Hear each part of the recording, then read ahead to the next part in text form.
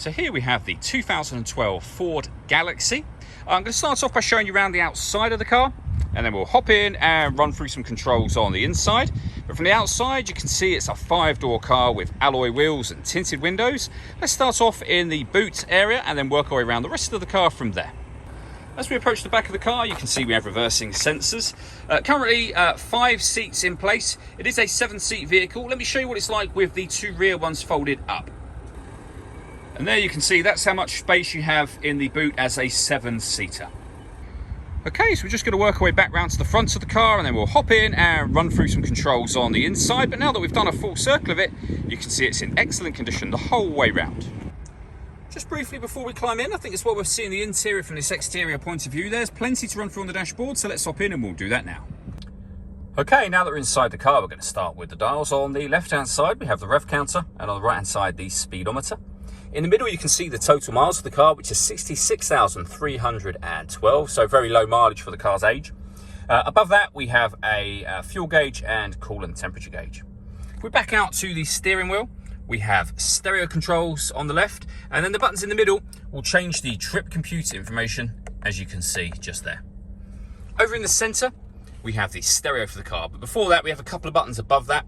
So we have heated front screen, heated rear screen, hazard warning lights. We can turn the parking sensors on and off from here, and this button turns off the stop and start. This car is designed to cut out when it's stationary in traffic to save you fuel. The system is off when the orange light shows. The main stereo itself, you can see we have the CD player. We have access to the radio, of course. You can turn your volume or the stereo on and off from here and adjust the volume accordingly. When it comes to the radio, we have AM, medium wave, FM, as you can see. And you can go through all of those frequencies in turn by pressing that button. We have a CD player and auxiliary input as well. Nothing is connected at the moment, so nothing will play. Working our way down from that, we have dual zone climate control. So you can adjust the passenger temperature, the driver temperature. You can increase and decrease the fan speed from here. You can determine where you'd like the air to be distributed.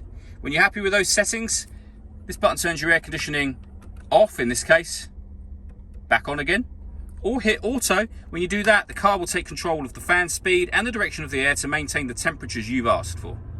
Any manual adjustment will automatically override that. You can put it back on your own settings from there. This section will open up to reveal some storage and a 12-volt charging socket. We then have a 6-speed manual gearbox for the car, and inside the central armrest, a 12-volt charging socket, so a second one of those, and the auxiliary input that we mentioned a moment ago. All that leaves me to say is thank you for taking the time to watch this video. If you'd like to come and see the car in person and have a test drive, please feel free to give us a call here at Mach 1 Cars. We'd love to hear from you soon.